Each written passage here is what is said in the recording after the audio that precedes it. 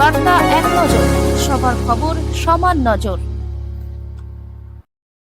ধর্মগ্রন্থ চর্চার সংবিধান সভার কংগ্রেসের শত সহস্র কণ্ঠে সংবিধান পাঠের মধ্যে দিয়ে দেশবাসীর কাছে এমন জাতীয় বার্তা দেওয়া হলো বলে বিশেষজ্ঞদের অভিমত।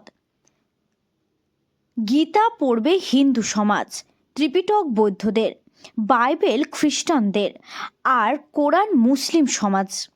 কিন্তু একজন ভারতীয় সংবিধান পাঠের প্রয়োজন অনেক বেশি। কলকাতার মে রোডের এই সংবিধান পাঠ সভার মধ্যে দিয়ে কংগ্রেস দেশের সার্বভৌমত্ব রক্ষায় জাতীয় ঐক্যের বার্তা দিল। মে রোডের অনুষ্ঠানে সব ধর্মের মানুষের প্রতিনিধিদের সুখ নিশ্চিত সংবিধান পাঠ ধর্মীয় বিভাজনের রাজনীতি জোরালো প্রতিবাদের মধ্যে দিয়ে কংগ্রেসের বিবিধের মাঝে মিলন মহান বার্তা দিল। বার্তা এক নজরের পক্ষ থেকে প্রণব মজুমদার, কলকাতা। বিপি সিং মহাশয়, আমাদের প্রসারক মহাশয়, আমাদের কাউন্সিলররা, জেলা কংগ্রেসের সম্মানীয় সভাপতিরা, অন্যান্য নেতৃবৃন্দ, আমার খুব ভালো লাগছে অনেকদিন পর প্রদেশ সভাপতির নেতৃত্বে আমরা এই এলাকায় এসে সমবেত হয়েছি এবং সংবিধানের নামে শপথ গ্রহণ করতে।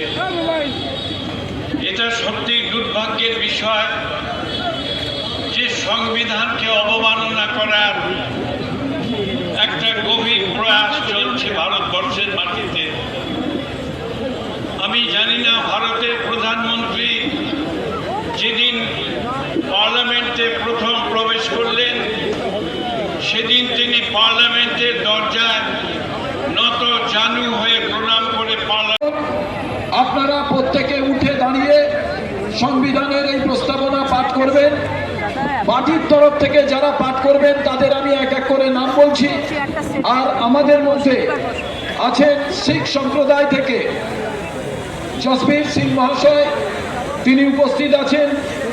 আছেন পুরোহিত সৌরভ গাঙ্গুলি, আছেন স্বামী রামভদ্র নন্দজি মহারাজ, এবং আমাদের একজন মৌলানা সাহেব এসেছিলেন, একটু শরীর খারাপ হয়েছে। আমাদের মধ্যে আছেন ওয়াহেব আমির পীরজাদা, এনারা সামনে আসবেন। এনাদের হাতে সংবিধানের প্রস্তাবনা দেওয়া হবে। এছাড়াও পার্টির তরফ থেকে ইংরেজিতে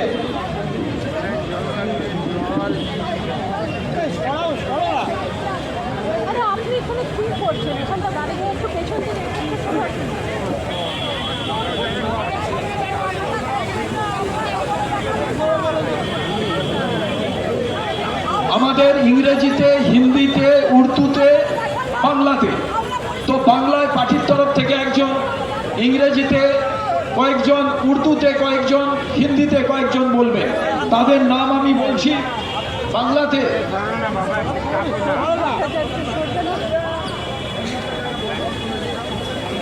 আজকে বাংলাতে বলবেন সুমন রায়চৌধুরী।